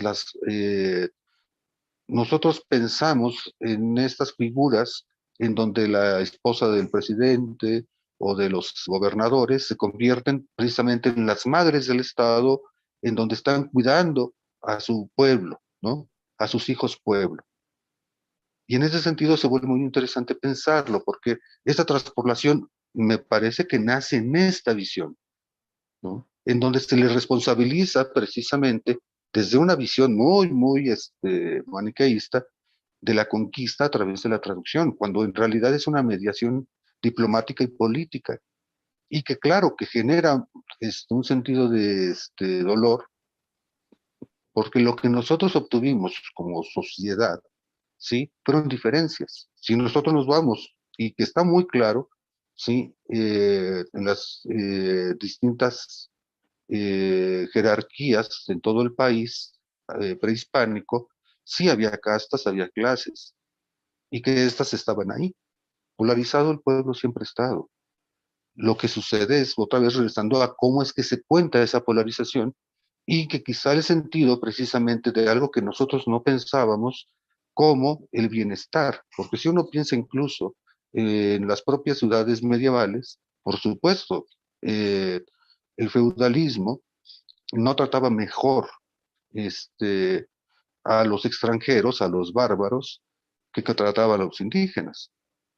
Es decir, cada reino tenía precisamente estas visiones de jerarquías.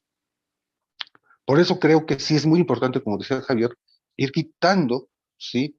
Esta parte de lo que pensamos nosotros como bueno o malo, ¿sí? En donde queremos construcción de una madre buena, ¿sí? Que sería precisamente muy infantilizado, o de una madre justa, en donde lo que nosotros encontramos es una madre real, con errores, con diferencias, con asertivos, ¿sí? Y con decisiones que no pueden precisamente generar toda una construcción social y política, ¿no? Hasta aquí.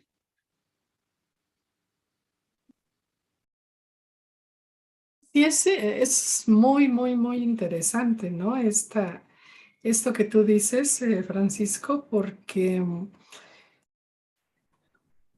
¿por qué depositar en esta figura femenina tantas cosas y a veces tan encontradas, ¿no? Entonces, esta cuestión que dices tú de exigirle que sea una madre buena, omnipotente, que así es vista, ¿no? En mucho sentido. Por eso le daban tributo a ella, porque era como consíguenos algo a través de tu influencia con él, ¿no? Ella era símbolo de una alianza, ella podía tener ese poder de esposa influyente, ¿no? Pero vamos, o sea, realmente en el enredo político en el que estaba, pues no lo tenía, creo que es obvio que no lo tenía, ¿no? Pero lo que sí es que los españoles sí temían de ella, ¿no? Porque ¿qué personaje más importante era ella? O sea, ella había estado con Moctezuma viéndolo a los ojos, ella había estado con la mayor parte de dirigentes, ella había catequizado a muchos indios, indígenas, ¿no? Los había catequizado. Ella conocía las debilidades de estos hombres en cuanto a que apostaban, jugaban a las cartas, se peleaban por dinero, por monedas de oro, que ella no entendía el valor de las monedas de oro, para ella era más importante el cacao, ¿no? Pero luego aprendió que pues las monedas de oro sí eran valiosas. Entonces, ella estaba, por decirlo así, en las tripas de ese poder. Ella eh, conocía desde adentro las debilidades de estos hombres, y qué susto, ¿no? O sea, qué susto que haya una mujer que sea testigo de todo esto. Qué barbaridad, ¿no? O sea, yo pienso. Y luego, por supuesto que trasciende, o sea, esta mujer tiene que trascender. Pero ¿por qué de una manera negativa? Pues yo sí veo como una intención de borrarla, ¿no? Yo creo que a quien menos o sea, quien más interés tenía en borrarla era la iglesia, porque ¿cómo es posible que una mujer fuera más importante que todos los sacerdotes que después vinieron, ¿no? O sea, en esta etapa que nosotros estamos hablando, no habían llegado los grandes sacerdotes. Pero estos que llegaron, bueno, solo fue a través de ella que dieron los principios de una religión. Entonces, ¿cómo era posible que una mujer diera paso a todo esto, ¿no? Entonces, yo sí creo que hay este sentido en borrarla, y de verdad que la labor de rescatarla, de hacer un rescate de esta figura, con todo lo que dijo Alfredo, ¿no? De las diferentes facetas de esta mujer excepcional, que se rescate, porque yo pensaba, o sea,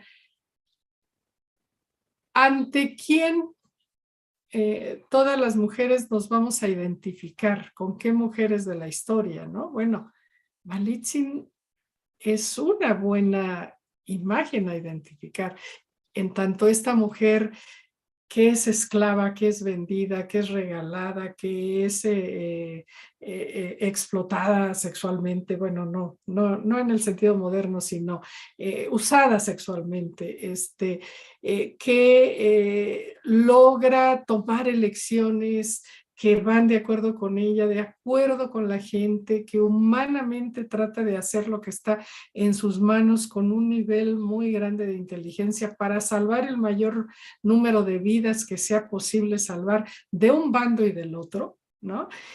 Con un sentido de la vida muy grande, muy enorme, y que logra ser una mujer, en los términos de la sociedad española, esposa de un hidalgo, no esclava, en fin, o sea, como una mujer que se hace a sí misma, ¿sí? Entonces, ¿cómo es importante tener estas figuras de identificación, pero de identificación positiva, ¿no? Entonces este sería mi último comentario, ¿no? De que rescatar la figura de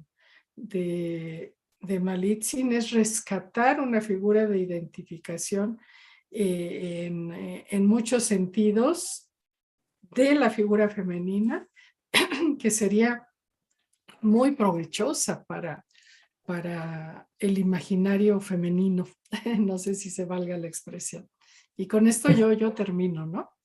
Pues esa es nuestra tarea, rescatar la verdad histórica, la verdad de las personas, así como lo hacemos cotidianamente. Los cronistas, la historia, hasta la actualidad, la creencia y la ideología constituyen un contenido manifiesto.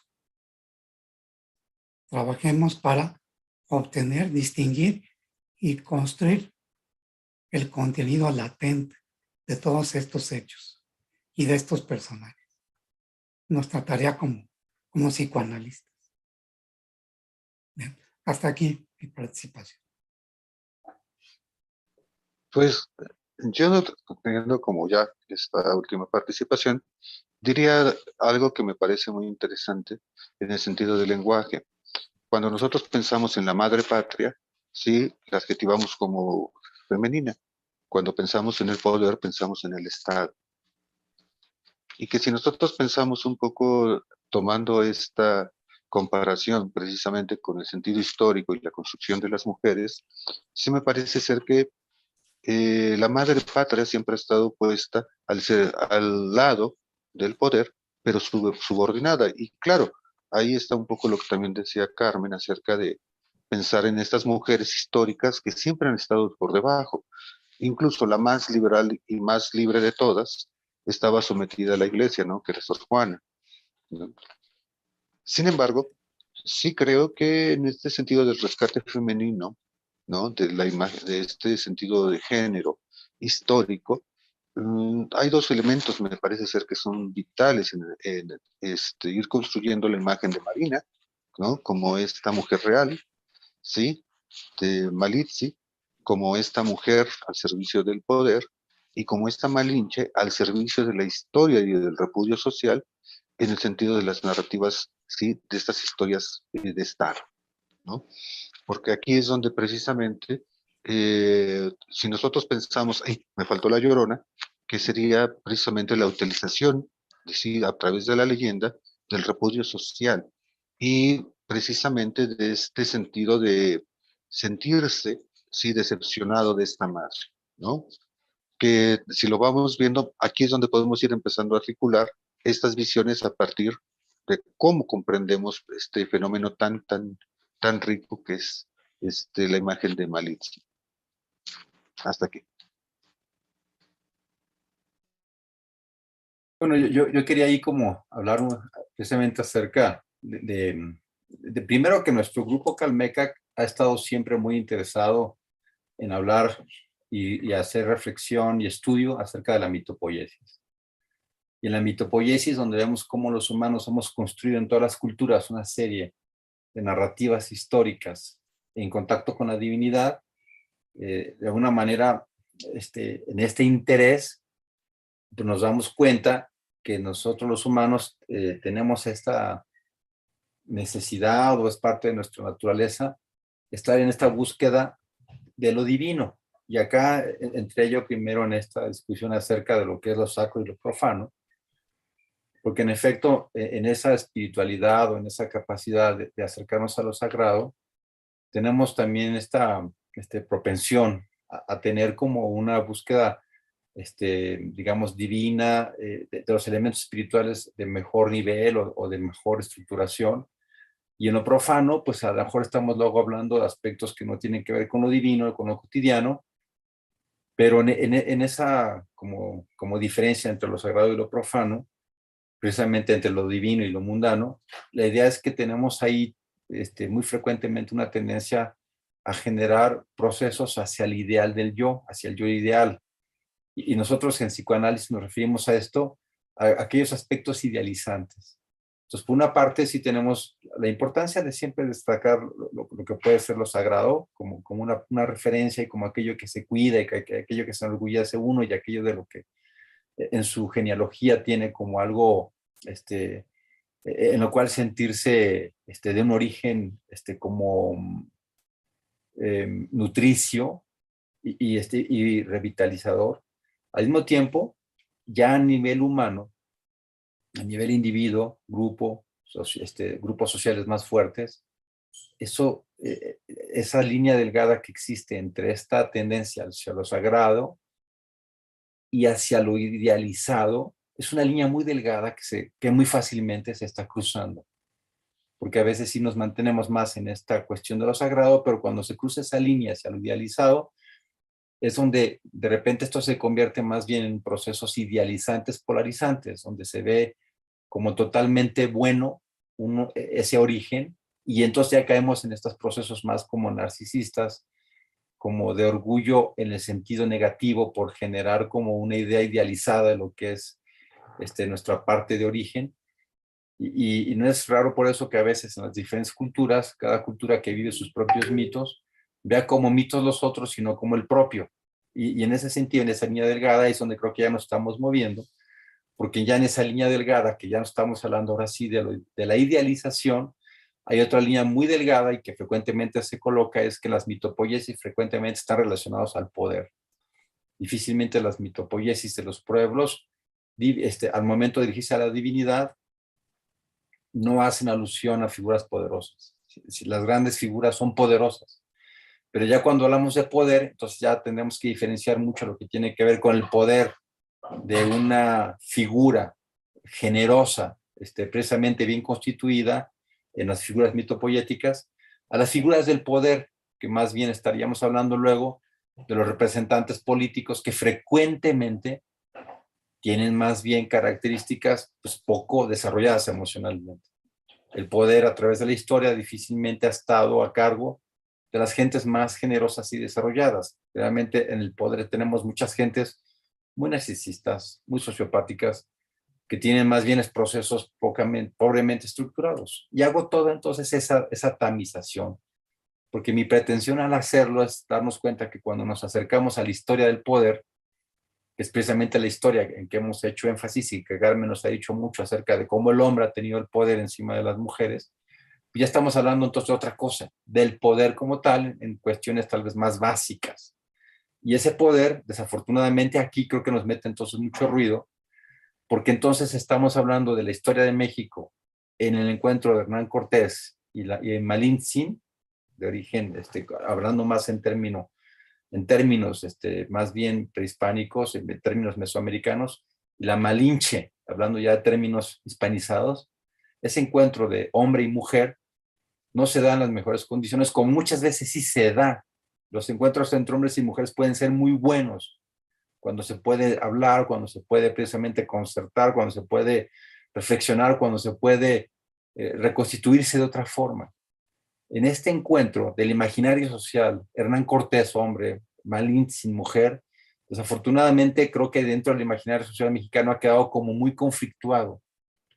Precisamente no como en esa reconstrucción constituyente de tener a la Malintzin, que Carmen lo ha hecho todo el seminario, nos ha dado la posibilidad de darnos cuenta de todas sus virtudes, inclusive yo hasta diría resilientes, ¿no? Porque todas sus virtudes, una mujer tan inteligente, una mujer con tanta presencia, con esa capacidad lingüística, con esa capacidad de traducción y de traductora no solamente en el sentido de decir palabras, ¿no? Sino de traducir toda una cultura, esa mujer con tantos elementos para sentirnos orgullosos.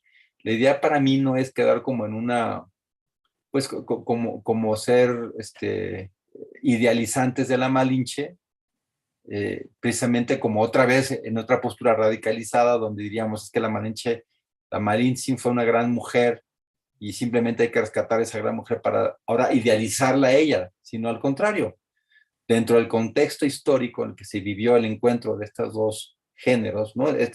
Hernán Cortés, hombre, Malinche, mujer, Hernán Cortés, representante de Europa, Malinche, representante precisamente de nuestra cultura mesoamericana, pues hagamos una comprensión lo menos anacrónica posible, lo más apegado a la historia, pero al mismo tiempo lo más analítica para que veamos cómo las cosas se dieron en ese encuentro, que realmente tuvo si lo vemos antropológicamente, tuvo su belleza.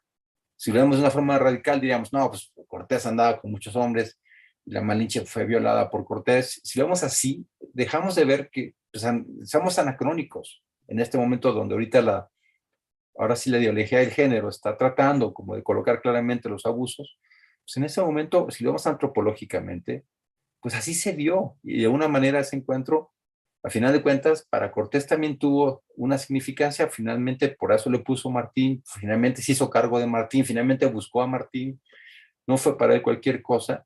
Y en ese sentido, la idea es como entenderlo en un contexto como el que se está dando, en ese encuentro, pues precisamente entender que así es, precisamente para que deje de estar en este conflicto. Y ahora, ese análisis no puede ser nada más como uno y se acabó, ¿no? Sino es continuo. No nos queda de otra, ¿no? Siempre que queremos conocer la historia y la mitopoiesis, pues, realmente para que no termine una idealización del poder, la idea es estarlo continuamente en reconstrucción, porque en ese malestar del individuo, en ese malestar de los imaginarios de los grupos, solamente si se está como reconstituyendo, se va como entonces revaluando, ¿no? Y entonces dentro del imaginario queda en una mayor comprensión y menos conflicto, precisamente para que sean las pasiones menos negativas que conflictúen y polaricen, sino más bien que se permita pensamientos más alfa, más bionianos, que se puedan como pensar las cosas de una manera mucho más como reconstituyente, pues. Y de esa manera creo que la mitopoiesis de nuestra área tendrá como pues, la posibilidad de que en nuestro México podamos reconstituir a esa Malinche marina, Malinche, el lugar que le corresponde, ¿no? Y no es el lugar finalmente conflictuado, pues. Bueno, yo no sé, Carmen, había invitado a que hiciéramos como conclusiones finales, pero no sé si pues, que alguien Sí, quiere ya. decir algo Realmente yo más. creo que ya Sí. nada más quería agregar a esto un pequeño detalle, ¿no? O sea, realmente yo no creo que caigamos en la idealización de Malitzin, de Doña Marina. No creo que caigamos en la idealización. Creo que la estamos tratando de sacar del fondo del olvido.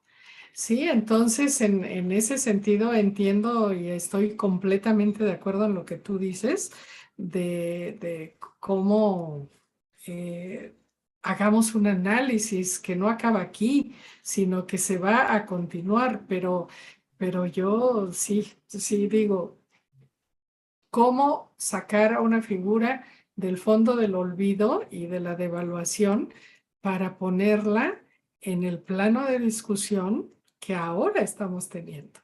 ¿No? Entonces, bueno, pues tenemos que destacar sus virtudes, porque sus defectos han sido bastante destacados y ahora tendríamos que estar resaltando pues, lo positivo que ella sí hizo, ¿no? Y sin idealizarla, estoy completamente de acuerdo. Y yo de verdad con esto quedo más que contenta con este análisis de este personaje excepcional, entrañable y digno de rescatarse. Y yo termino. ¿Alguien más que quisiera decir algo? O ya nos despedimos.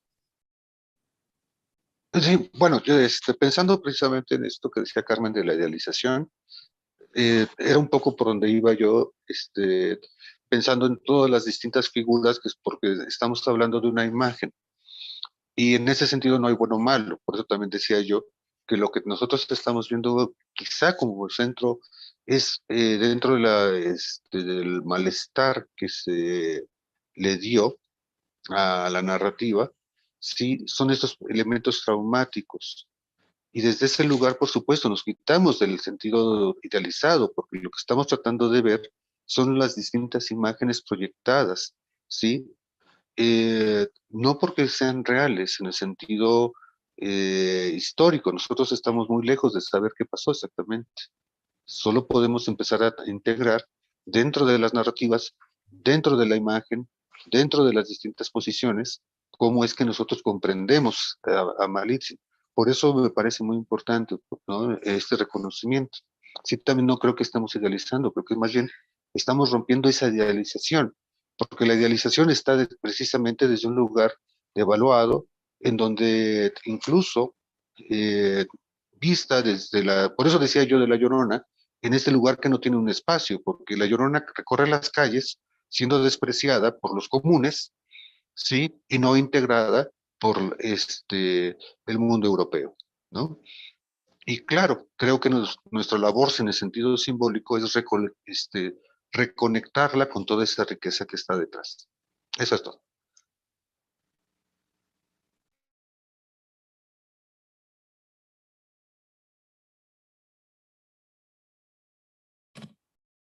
Si no tiene nada más que comentar, podemos cerrar el conversatorio. El día de hoy, hablando ya de la Malinche, pues hemos terminado esta parte que tiene que ver con ciertos elementos que escogimos en su momento, Tenochtitlan, Moctezuma, Hernán Cortés, la Malinche. Y en el próximo, pues precisamente ya haremos un conversatorio muy dirigido al imaginario social, inspirados un poco por Grusinski, por la conquista del imaginario social. Hablaremos precisamente de esto, ¿no?, del imaginario social, y creo que podremos ahí tener más profundización. Pues nos vemos entonces a nuestro próximo